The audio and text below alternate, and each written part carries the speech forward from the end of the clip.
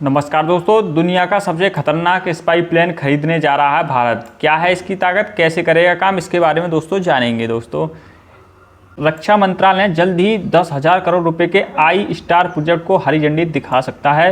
ये अपने आप में बहुत बड़ी बात है रक्षा मंत्रालय के द्वारा, जिसके तहत 3 अत्याधुनिक स्पाई प्लेन खरीदे जाएंगे भारत के लिए, और इसमें DRDO का भी रोल है दोस्तों, इसके बारे में भी जानेंगे।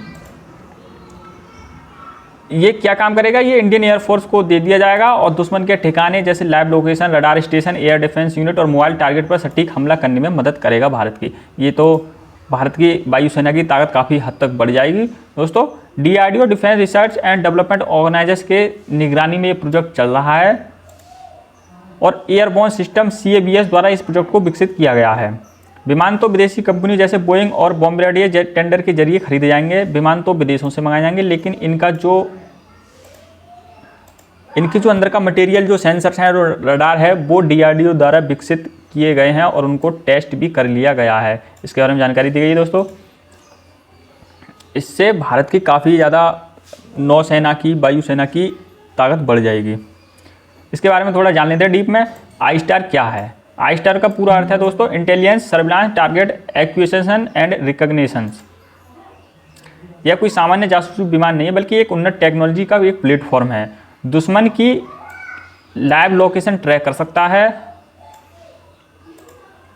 रेडियो, मोबाइल और मिसाइल सिग्नल पकड़ता है और स्वचालित रूप से डेटा एनालाइज, AI बेस्ड है दोस्तों, सीधी सी बात।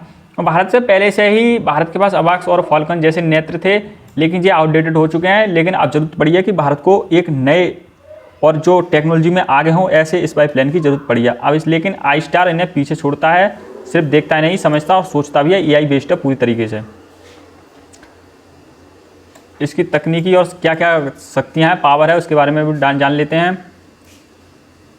ये प्लेन 45,000 फीट से ऊपर उड़ता है।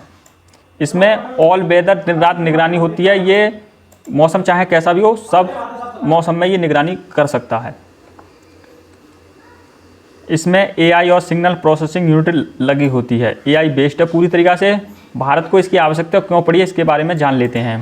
भारत को इसलिए आवश्यकता पड़ी क्योंकि ऑपरेशन सिंदूर के समय भारत का जो अवकाश था वो इतने ज़्यादा लैब ट्रैक लोकेशन नहीं दे पा रहा था। इसके जरिए भारत को अब ज़रूरत महसूस पड़ी है कि हमें एक ऐसे स्पाई प्लेन चाहिए जो कि AI बेस्ड हो और टेक्नोलॉजी में बेहतर हो पुरानों से। तो चीन और पाकिस्तान पर लगातार हाईटेक बदलाव कर रहे हैं। ये दोनों देश मिलकर एक ऐसे प्लेन बना रहे हैं जो कि इंडिया के पास भी नहीं है। LOC और LAC पर घुसपैठ और ड्रोन गतिविधियां देखी गई हैं। इसको काउंटर करने के लिए भारत ऐसे स्पाई प्लेन की खरीदारी और बना रहा है। समुद्र में निगरानी हो, आतंकवाद हो, साइबर खतरों पर नियंत्रण किया जा सकता है इस प्लेन के जरिए। इस प्लेन के आने के बाद भारत की वायुसेना की ताकत काफ़ी ज़्यादा हद तक बढ़ जाएगी। आई स्टार को विकसित कर रहा है BAE सिस्टम और रायदान, और वो भी DRDO की निगरानी में।